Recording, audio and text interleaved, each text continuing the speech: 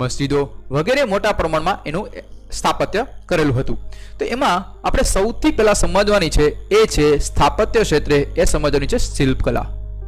તો મિત્રો શિલ્પકલા એટલે શું? અમદાવાદમાં આપણે ખબર છે મુઘલકાલીન દિલ્હી સલ્તનતમાં સમય દરમિયાન દિલ્હીમાં આપણે અમદાવાદમાં કોણ હતા? ભાઈ અહમદ શાહ. ઓકે, તો એને દરમિયાન ભદ્રનો કિલ્લો, જામા મસ્જિદ, પછી બંગાળની સોના મસ્જિદ અગત્યના છે.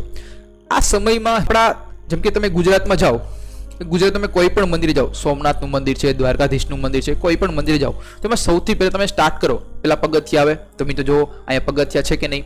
પછી તમે પહેલો સ્ટેપ પેલા પગથિયા ચડીને ઉપર પેલો કેવો અદ્ભુત નજારો હશે.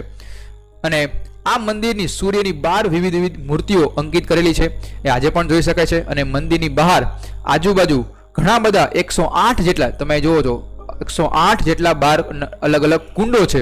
અને જેમાં ઉષા અને સંધ્યાકાળે, સવારે અને રાત્રે એક પ્રગટતી દીપમાળાને લીધે એક નયન રમ્ય દ્રશ્ય ઊભું થાય છે. તો મિત્રો આ હતા ગુજરાતના સ્થાપત્યો, અગત્યના સ્થાપત્યો, જે મોઢેરાનું સૂર્ય મંદિર, સોમનાથ મંદિર અને આપણે થયેલો છે મિત્રો.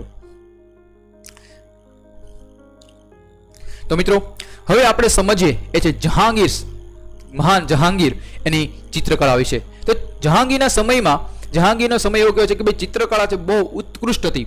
અને એ આપણે સમજવાનું છે ચિત્રકળા